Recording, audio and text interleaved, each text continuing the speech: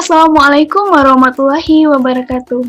Kembali lagi di video presentasi kami, yang mana video ini adalah bentuk tugas dari mata kuliah akuntansi biaya.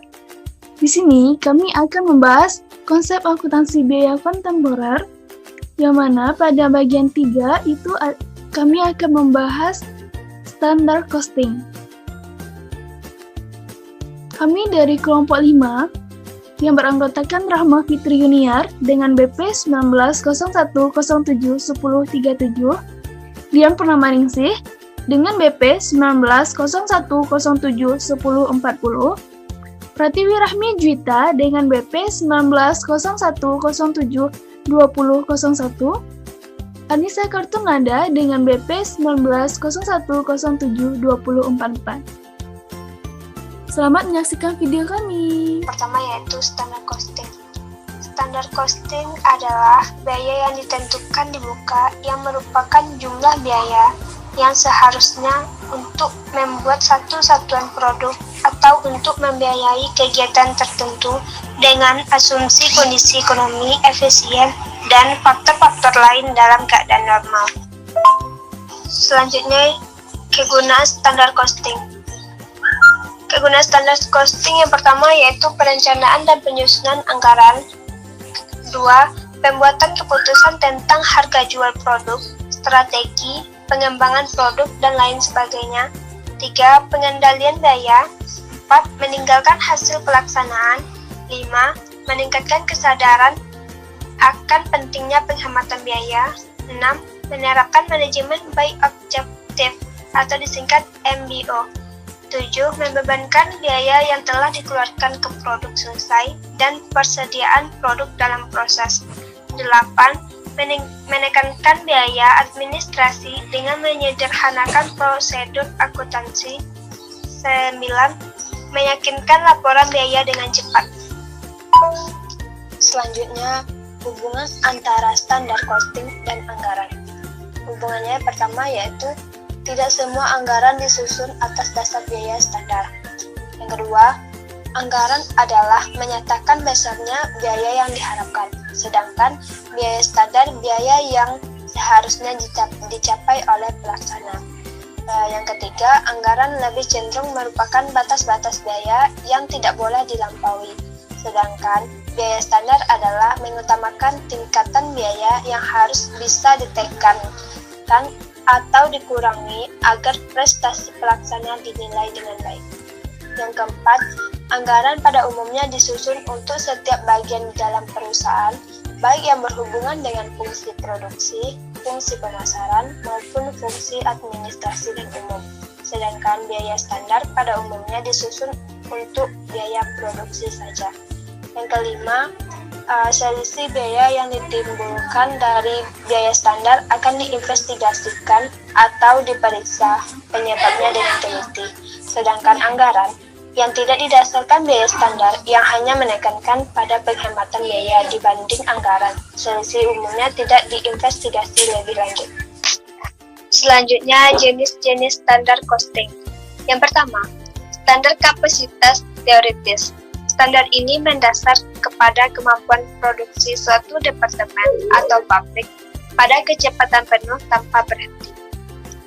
Standar ini tidak diperhitungkan adanya hambatan atau penghentian proses produksi yang tidak dapat dihindari, baik karena faktor internal maupun faktor eksternal.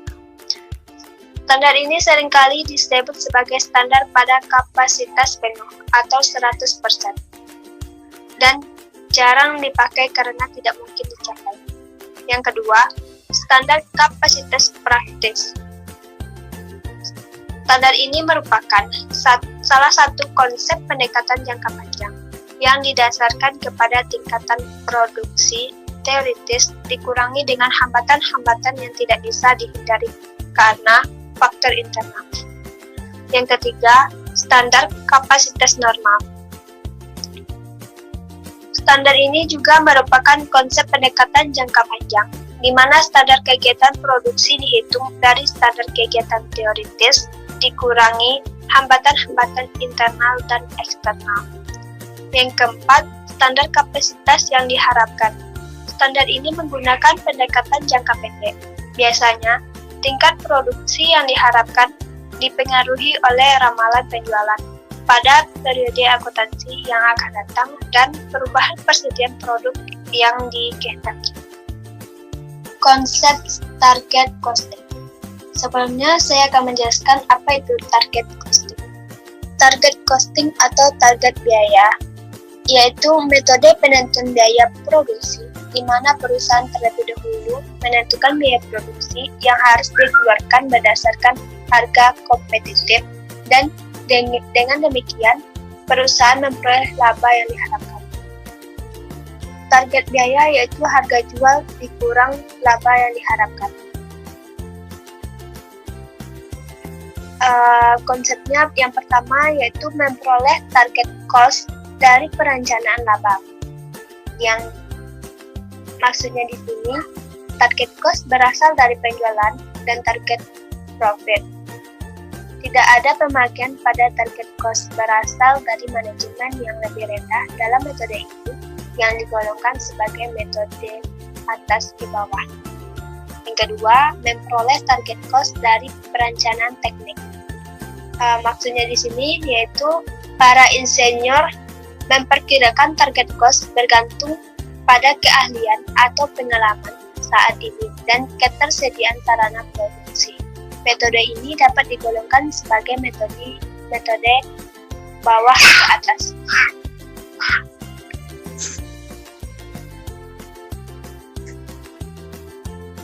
Yang ketiga, menggabungkan dua metode.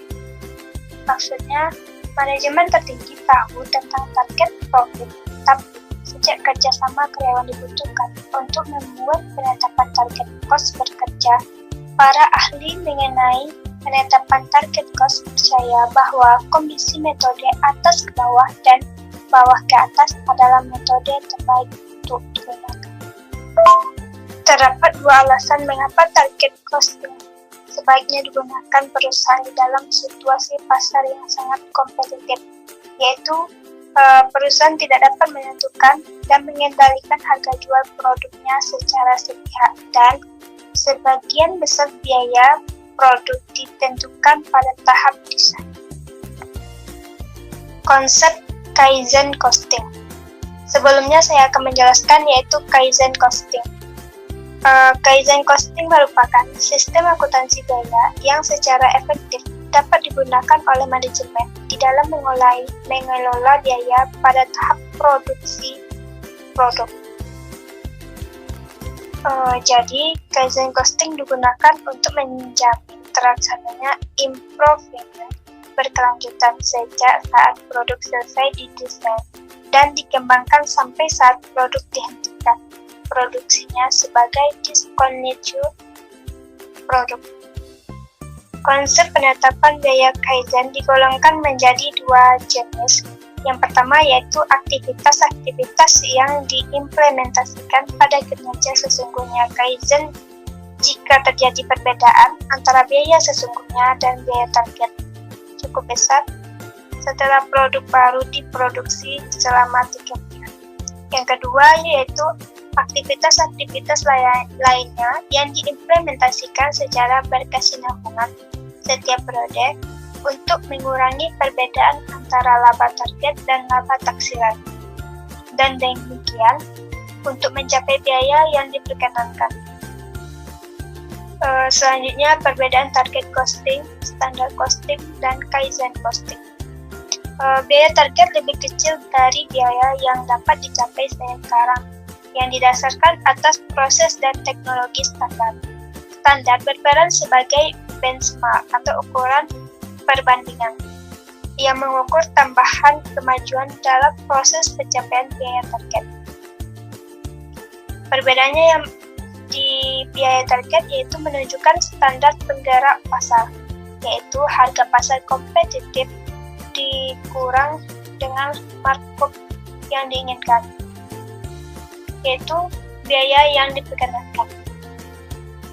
Di dalam biaya standar, konsep sistem pengendalian biaya. Yang kedua, asumsi kondisi proses produksi sekarang. Yang ketiga, memenuhi standar biaya kinerja.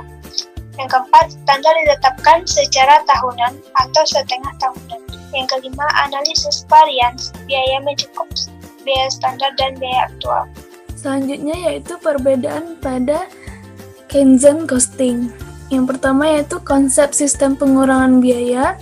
Yang kedua, asumsi perbaikan proses produksi yang berkesinambungan. Yang ketiga, mencapai target pengurangan biaya ditetapkan dan dibebankan setiap bulan. Yang terakhir, analisis varians biaya mencakup target biaya Kaizen dan jumlah pengurangan biaya aktual. Baiklah, sekian video presentasi kami. Terima kasih, selamat menyaksikan. Mohon maaf apabila banyak kekurangan. Wassalamualaikum warahmatullahi wabarakatuh.